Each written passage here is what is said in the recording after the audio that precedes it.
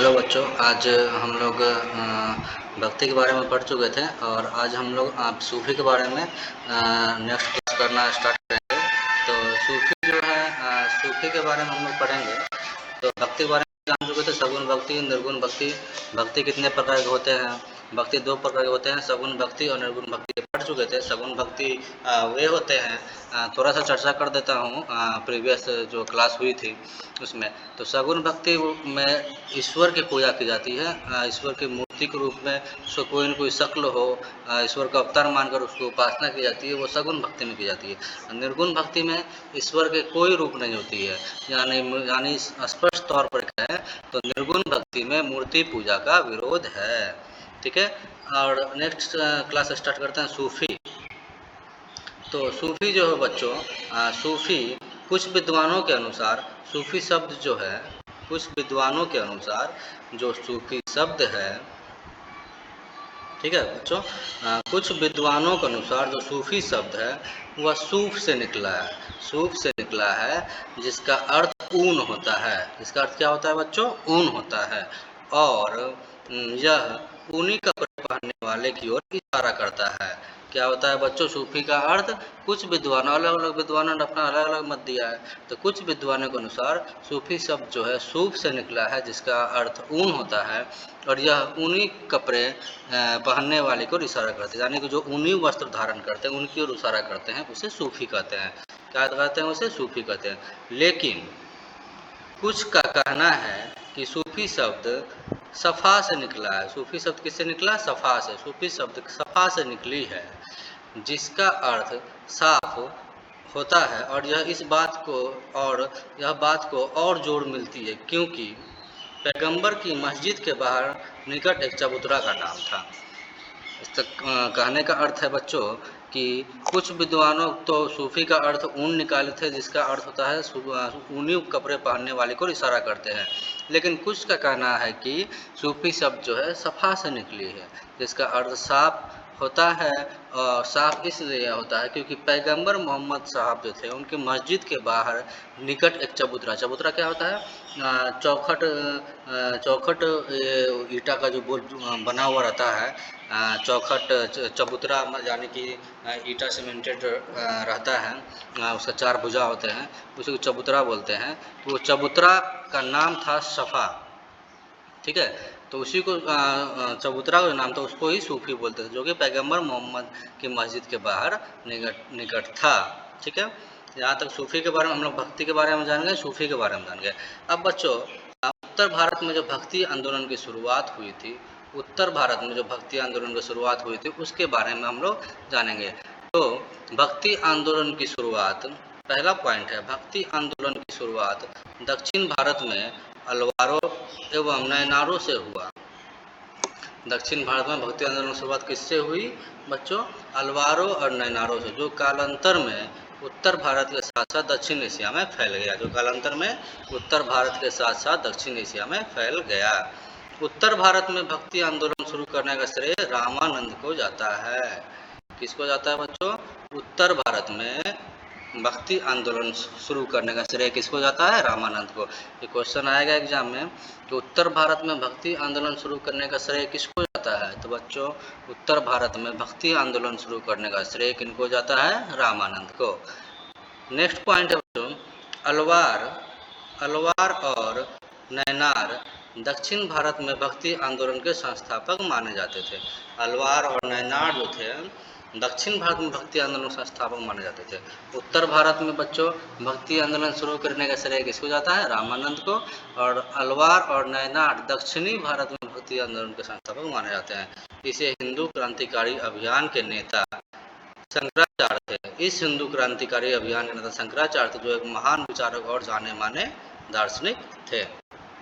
Next point है बच्चों, भक्ति आंदोलन जो है लगभग छठी शताब्दी, भक्ति आंदोलन जो बच्चों है लगभग छठी शताब्दी में संतों और अलवारों की अगुवाई में हुआ था।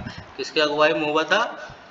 भक्ति आंदोलन की शुरुआत लगभग भक्ति आंदोलन लगभग छठी शताब्दी में संतों और अलवारों के अगुवाई में हुआ था। अलवारों और नैनार, नेक्स्ट पॉइंट है बच्चों, अलवारों तथा नैनारों ने ब्राह्मणीय व्यवस्था ब्राह्मणीय व्यवस्था यानी कि वर्ण व्यवस्था। वर्ण व्यवस्था कितने प्रकार की होती है बच्चों? 4 प्रकार की, ब्राह्मण, क्षत्रिय, शूद्र और वैश्य। ठीक है, तो अलवार तथा नैनार जो संत थे उन्होंने ब्राह्मणीय व्यवस्था के खिलाफ आवाज़ उठाई। उन्होंने ब्राह्मणीय व्यवस्था के खिलाफ आवाज़ उठाई। ब्राह्मण व्यवस्था में निम्न समझे जाने वाले वर्ग, ब्राह्मण व्यवस्था में जो निम्न समझे जाने वाले वर्ग थे, जैसे शूद्र, जिसको चांडाल भी बोलते हैं। चांडाल कौन होते हैं बच्चों? चांडाल जो निचली जाति के लोग होते थे। पहले के समय में क्या होता था कि जो चांडाल जाति यानी जो निचली जाति के लोग थे, जो शूद्र थे, उनके गली में घंटा डाल दिया जाता था वो उच्च जाति के लोगों के द्वारा। और जब वो निम्न जाति के लोग चलते थे तो घंटी टन टन टन टन आवाज़ करती थी, जिस वजह से ऊंची जाति के लोगों को पता चल जाता था कि ये जो है निम्न जाति के लोग शूद्र चांडाल आ रहे हैं, तो वो लोग मुंह फेर लेते थे पहले ही, ताकि उसका शक्ल ना देखना पड़े। ठीक है बच्चों, तथा छोटे छोटे वर्ग और शिल्पकार, किसान, अछूत, सभी जाति, समुदाय तथा वर्ग, ये सभी अलवार तथा नैनार के पक्ष में आ गए। ये सभी अलवार तथा नैनार के पक्ष में आ गए और उनके अनुयायी बन गए। अर्थात बच्चों, ब्राह्मण व्यवस्था में जो निम्न समझे जाने वाली जातियाँ थी तथा छोटे छोटे वर्ग के जो बिजनेसमैन, शिल्पकार, किसान, अछूत, सभी जाति, समुदाय और जितने भी वर्ग थे जो निम्न जाति के थे, ये सभी अलवार और नैनार संत के अनुयायी बन गए और उसके पक्ष में आ गए। क्योंकि अलवार और नैनार सभी जाति को समान नज़रिए से देखता था। क्योंकि बच्चों, अलवार और नैनार जो था सभी जाति को समान नज़रिए से देखता था, वे कोई भेदभाव के नज़रिए से नहीं देखता था, ठीक है बच्चों। अगला पॉइंट है, अपनी यात्रा के दौरान अलवार तथा नैनार संतों ने कुछ पवित्र जगहों को अपने ईश्वर का निवास स्थल घोषित किया। अर्थात अलवार और नैनार संत जब यात्रा करते थे तो कुछ जिस जगह पर वो ठहरे तो उनको कुछ पवित्र जगह पर वो ठहरे तो उन स्थान को ईश्वर का निवास स्थल घोषित किया गया। इन स्थलों पर बाद में राजाओं ने बड़े बड़े मंदिर बनवाए। अर्थात जो अलवार नैनार संत जिस जगह पर रुकते थे उनको ईश्वर का जो निवास स्थान घोषित किया गया था, उस स्थान पर बाद में वहाँ के राजाओं द्वारा बड़े बड़े मंदिर बनवाए गए और इन स्थलों का तीर्थ स्थल के नाम से जाना गया। दोस्तों, आप अगर साउथ इंडिया के साइड में चले जाओगे तो तमिलनाडु और ये सब जगह में देखोगे कि बहुत ही भव्य मंदिर रहती है, बहुत ही भव्य मंदिर। इन्हीं अलवार और नैनार संत से मीनाक्षी मंदिर और भी सारे जगन्नाथ मंदिर और सभी बहुत मंदिर है। इन्हीं मंदिरों को जो है अलवार और नैनार संतों को खुश करने के लिए ये मंदिर का निर्माण किया गया था। ठीक है बच्चों, नेक्स्ट पॉइंट है, इन संतों ने भजनों को मंदिरों में अनुष्ठानों, धार्मिक क्रिया के समय गाया जाता था। इन संतों ने भजनों को मंदिरों में, मतलब मंदिर में भजनों को गाने के एवं धार्मिक क्रिया जब भी होती थी तो उसमें गाया जाता था। साथ ही इन संतों की मूर्ति, प्रतिमा की भी पूजा की जाती थी। साथ ही इन संतों जो अलवार नैनार के संत थे, इनको लोग भगवान समझ करके इनका मूर्ति बना करके इनका पूजा किया करते थे। ठीक है बच्चों, तो भक्ति आंदोलन के बारे में पढ़ लो। अब भक्ति आंदोलन के क्या कारण थे, उसके बारे में हम लोग पढ़ेंगे बच्चों। तो भक्ति आंदोलन का पहला कारण में था धर्म एवं जाति का भय। भक्ति आंदोलन क्यों करना पड़ा, क्या जरूरत पड़ गई? तो पहला कारण था धर्म एवं जाति का भय। पहले जो जाति व्यवस्था थी उसमें बहुत सारी बुराइयां थी, बहुत सारी कुरीतियाँ थी, सभी को अपना धर्मांतरण का चिंता रहता था, सभी जाति धर्म को हमेशा भय लगा हुआ रहता था। तो ये कारण थी भक्ति आंदोलन के आने की। ठीक है, दूसरा दोस्तों है मुस्लिम आक्रमणकारी का अत्याचार। 712 ईस्वी के आसपास लगभग जो है पहला मुस्लिम आक्रमणकारी था, कौन था? मोहम्मद बिन कासिम। उसने आक्रमण करने के बाद धीरे धीरे अपना वर्चस्व कायम करने लगा। तो मुस्लिम आक्रमणकारी जो है बहुत ज़्यादा हिंदुओं पर अत्याचार करते थे, उनको जबरदस्ती धर्मांतरण के लिए विवश करते थे। तो इस कारण से भी भक्ति आंदोलन को और ज़्यादा मजबूती मिला और अधिक से अधिक संख्या में लोग भक्ति आंदोलन में भाग लिए और भक्ति आंदोलन में अलवार नैनार संतों के शिष्य बने। ठीक है बच्चों, तीसरा इस्लाम का प्रभाव, इस्लाम का प्रभाव काफ़ी तेज़ी से बढ़ने लगा, ये भी एक भक्ति आंदोलन का कारण था। चौथा है बच्चों राजनीतिक संगठन, राजनीतिक संगठन के कारण भी भक्ति आंदोलन हुआ। ठीक है, नेक्स्ट पॉइंट है रूढ़िवादिता। रूढ़िवादिता से तात्पर्य एक ऐसी विचारधारा है जो पारंपरिक मान्यताओं का अनुकरण तर्क और लॉजिक या विज्ञान के स्थान पर केवल आस्था प्रागनुभाव के आधार पर करती है। रूढ़िवादिता यानी कि इसमें जो है कोई तर्क, कोई लॉजिक, कोई साइंटिफिक प्रमाण नहीं होती है, सिर्फ आस्था के अनुभव के आधार पर ही इसमें जो भी कार्य होता है ऐसे ही होता है। ठीक है, तो ये थे रूढ़िवादिता, इसके कारण भी भक्ति आंदोलन और अधिक सफल हुआ। नेक्स्ट है बच्चों लास्ट पॉइंट, हिंदुओं की निराशा। हिंदू जो थे बहुत ज़्यादा नाखुश थे, पहले के जो धर्म व्यवस्था थी, जाति व्यवस्था, उससे बहुत ज़्यादा नाखुश थे। तो इन लोगों को जो सहारा मिला वो मिला भक्ति आंदोलन से ही। भक्ति के अलवार नैनार संतों ने का सहारा मिला, इन लोगों का सपोर्ट मिला जिस कारण से भक्ति आंदोलन में ये लोग बढ़ चढ़ कर हिस्सा लिए। अगला बच्चों भक्ति आंदोलन के उद्देश्य। भक्ति आंदोलन के क्या उद्देश्य थे?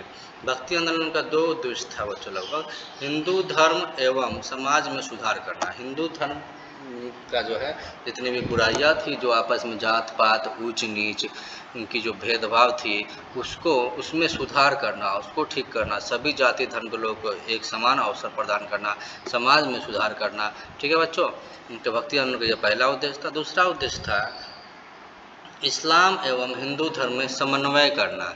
इस्लाम एवं हिंदू धर्म में समन्वय करना यानी कि बच्चों जो इस्लाम धर्म और हिंदू धर्म दोनों में संयोग स्थापित करना, दोनों को एक दूसरे से बढ़ चढ़ कर हिस्सा ले, एक दूसरे को भाई भाई समझें, अलग नहीं समझें। तो इस्लाम एवं हिंदू धर्म में समन्वय स्थापित करना ही भक्ति आंदोलन का उद्देश्य है। दूसरा बच्चों नेक्स्ट पॉइंट, भक्ति आंदोलन के मुख्य विशेषताएं। भक्ति आंदोलन की क्या मुख्य विशेषताएं हैं उसके बारे में हम लोग पढ़ेंगे। तो बच्चों भक्ति आंदोलन के मुख्य विशेषता में पहला है एक ईश्वर आस्था। भक्ति आंदोलन का जो मेन विशेषता है उसमें एक ईश्वर में आस्था रखी गई है। दूसरा है ब्राह्मण बाह्य आडंबरों या ढोंग का विरोध, यानी कि झूठा आयोजन या ढोंग, तो अंधविश्वास, झूठी कोई भी सभा करके झूठा जनता को बरगला करके ठग लेना, झूठा आयोजन करना, इन सब का विरोध करना था, ये विशेषता थी। तीसरा था संन्यास का विरोध। भक्ति आंदोलन के मुख्य विशेषता में तीसरा विशेष संन्यास के विरोध। बहुत सारे जो बच्चे होते थे जो जवान में ही, यंग में ही जो संन्यास की ओर बढ़ जाते थे, तो संन्यास की ओर बढ़ जाएंगे तो इससे जो है देश नहीं चल पाएगा, उस राज्य में पॉपुलेशन की कमी हो जाएगी। और भी बहुत सारी बातें हैं, भारी संख्या में सन्यासी बन रहे थे युवा सब, तो उनका विरोध किया गया, संन्यास का विरोध किया गया। चौथा बच्चों वर्ण व्यवस्था का विरोध। वर्ण व्यवस्था में जैसा कि मैंने पहले बताया 4 प्रकार की वर्ण व्यवस्थाएं थी, ब्राह्मण, क्षत्रिय, वैश्य और शूद्र। ठीक है बच्चों, तो भक्ति आंदोलन में इन वर्ण व्यवस्थाओं का विरोध किया गया। लास्ट 5वां बच्चों मानव सेवा का वर्ण। अधिक से अधिक बच्चों मानव सेवा पर बल दिया गया। बहुत सारे होते क्या था कि हाथी के द्वारा, बहुत सारे जानवर के द्वारा जो है काम अत्यधिक लिया जाता था, तो सब मानव सेवा को जो काम नहीं मिल पाता था, तो मानव सेवा की आर्थिक स्थिति भी खराब हो जाती थी, वो कुछ पैसा नहीं कमा सकते थे। तो भक्ति आंदोलन की विशेषता के आने से क्या हुई कि मानव सेवा पर बल दिया गया। अंतिम है दोस्तों हिंदू मुस्लिम एकता का प्रचार। हिंदू मुस्लिम की एकता का प्रचार किया गया भक्ति आंदोलन के मुख्य विशेषता में। अगला बच्चों स्थानीय भाषाओं में उपदेश, अर्थात अलवार नैनार संत जिस राज्य में जाते थे, जैसे तमिल में गए, तमिल राज्य में गए हैं तो तमिल भाषा में अपना उपदेश देते थे। अगर नॉर्थ इंडिया की तरफ आए तो नॉर्थ इंडिया के जो लैंग्वेज होती थी उसमें भाषा देते थे। वेस्ट बंगाल में गए हैं तो बांग्ला में भाषण देते थे। उससे क्या होता था कि अपनत्व की भावना जगती थी, और इस कारण से भक्ति आंदोलन के जो नेता थे वो और अधिक आकर्षित हुए जनता के प्रति। ठीक है बच्चों, और अंतिम पॉइंट है विशेषता में समानता की भावना, सभी को समान नज़र से देखना। जो अलवार और नैनार संत थे वो सभी को समान नज़र से देखते थे, अर्थात बच्चों हिंदू मुस्लिम ऊंच नीच सभी को जो है समान नज़र से देखा जाता था। ठीक है बच्चों। और अगला पॉइंट है नैनार तथा अलवार संत के राज्य के साथ संबंध, अर्थात नैनार और अलवार जो संत थे उनका राजा के साथ कैसा संबंध था, वो जो यात्रा करते थे तो उसमें राजा के साथ कैसा संबंध था उसके बारे में जानेंगे। ठीक है बच्चों। तो बौद्ध धर्म तथा जैन धर्म के प्रति तमिल भक्ति रचना में विरोध जताई गई है। तमिल भक्ति रचना में बौद्ध धर्म जैन धर्म के प्रति विरोध जताई गई है। इस विरोध के बारे में जानकारी नैनार संतों की रचनाओं से मिलता है। तमिल क्षेत्र में बौद्ध और जैन धर्म मौजूद थे और उन्हें शिल्पी वर्ग और व्यापारी वर्ग के लोग इनके अनुयायी थे। तमिल क्षेत्र में जो थे बच्चों बौद्ध धर्म और जैन धर्म मौजूद थे और उन्हें जो शिल्पी वर्ग जो छोटे छोटे व्यापारी होते थे इन बौद्ध धर्म जैन धर्म के अनुयायी थे। इन धर्मों को राजकीय संरक्षण तथा अनुदान कभी कभी ही प्राप्त होता था। बहुत सारे इतिहासकार मानते हैं कि परस्पर विरोध अर्थात प्रतिस्पर्धा धार्मिक समुदायों और राजकीय अनुदान को लेकर होता था। ठीक है बच्चों। अगला पॉइंट है शक्तिशाली चोल साम्राज्य ने ब्राह्मणीय और भक्ति परंपरा का समर्थन किया। जो शक्तिशाली चोल साम्राज्य उस समय की थी उसने क्या किया, ब्राह्मणीय और भक्ति परंपरा का समर्थन किया तथा विष्णु और शिव के मंदिरों के निर्माण हेतु भूमि अनुदान दिए। बच्चों जो चोल साम्राज्य थी, जो उसके चोल साम्राज्य के संस्थापक विजयालय थे, उन्होंने ब्राह्मणीय और भक्ति परंपरा का समर्थन किया और विष्णु और शिव के मंदिरों के निर्माण हेतु भूमि भी उपलब्ध कराए। थोड़ा चोल साम्राज्य के बारे में बच्चों जान लेते हैं। चोल साम्राज्य की स्थापना जैसा मैंने कहा विजयालय ने की थी। उसने 8वीं शताब्दी में तंजौर साम्राज्य पर अधिकार कर लिया और पल्लवों को हराकर शक्तिशाली चोलों के उदय का नेतृत्व किया। चिदम्बरम तंजावुर में विशाल शिव मंदिरों का निर्माण चोल सम्राटों ने की थी। यानी कि बच्चों जो तंजावुर में विशाल शिव मंदिर का निर्माण है, इसका निर्माण चिदम्बरम में जो हुआ था चोल सम्राटों ने ही की थी।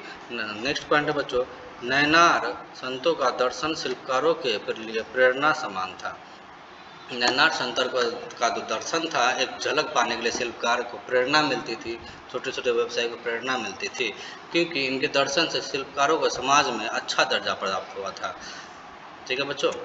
नेक्स्ट पॉइंट है नैनार तथा अलवार संत वेल्लाल कृषकों के द्वारा सम्मानित किए जाते थे। वेल्लाल जो कृषक होते थे उनके द्वारा नैनार तथा अलवार संत सम्मानित किए जाते थे, इसलिए सम्राटों ने इनका समर्थन पाने का प्रयास किया। अगला पॉइंट है बच्चों सम्राटों ने दैवीय समर्थन पाने का दावा किया और अपनी सत्ता मजबूती करने के लिए सुंदर मंदिरों का निर्माण भी करवाया। साथ ही पत्थर तथा धातु से बने मूर्तियों को भी उन्होंने मंदिर में रखवाया। अर्थात दोस्तों सम्राट जो था वो खुद को दैवीय समर्थकों पर धक्का पाने का दावा किया। दैवीय समर्थन का मतलब है बच्चों उनको ईश्वर की शक्ति प्राप्त है। ठीक है। और अपनी सत्ता मजबूती करने के लिए सुंदर सुंदर मंदिर, जैसा कि मैंने पहले बताया कि जो अलवार नैनार संत थे वो लोग जब यात्रा करते थे तो पवित्र स्थान जो रुकते थे उसको राजा के द्वारा ईश्वर का स्थान, उस जनता के द्वारा ईश्वर का स्थान मान लिया जाता था और उस पर भव्य मंदिर का निर्माण किया जाता था। तो वही यहाँ कहा गया है कि बच्चों जो अपनी सत्ता मजबूत करने के लिए जो सम्राट थे उस समय का अपने आप को सत्ता मजबूत करने के लिए सुंदर मंदिर का निर्माण भी करवाया। साथ ही पत्थर और धातु से बने मूर्तियों को भी उन मंदिर में रखवाया। इसी बीच में बच्चों एक पॉइंट है गंगा जमुना तहजीब।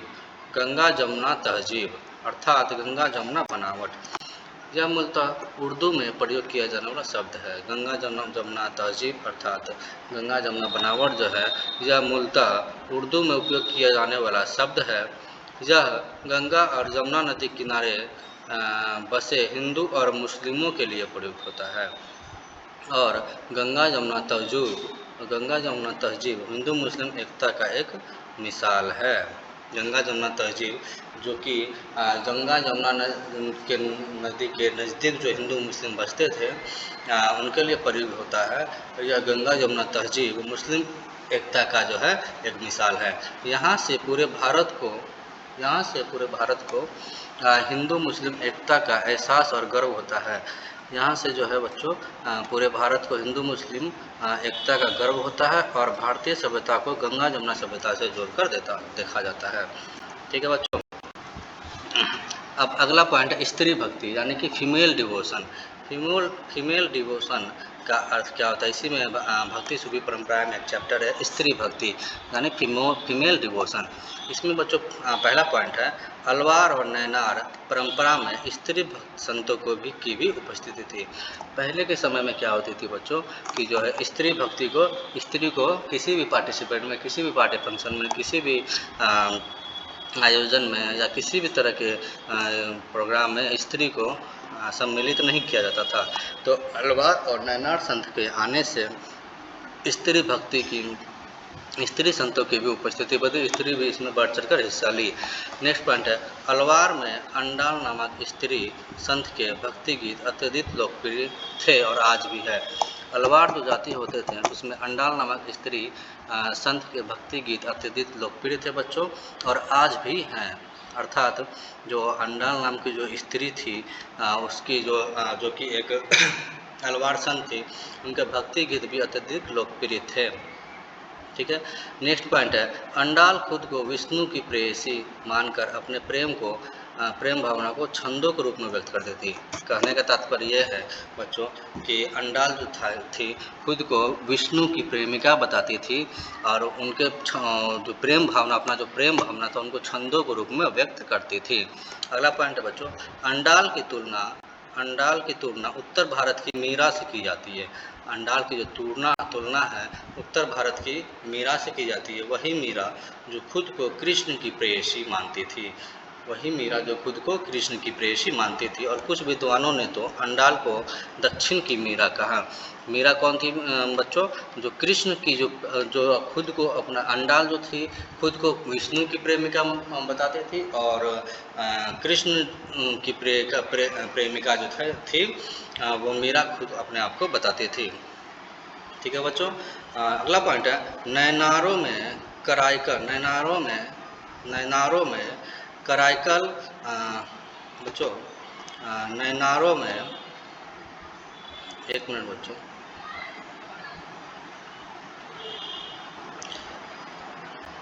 नैनारों में कराइकल अमारयार नामक एक स्त्री थी। नैनार कौन थे बच्चों? शिव को मानने वाले। ठीक है। नैनारों में कराइकर अमारयार नामक एक स्त्री थी जो शिव को मानने वाले थे। जैसा कि मैंने बताया शिव को मानने वाले थे। इन्होंने अपने उद्देश्य को प्राप्त करने के लिए घोर तपस्या की।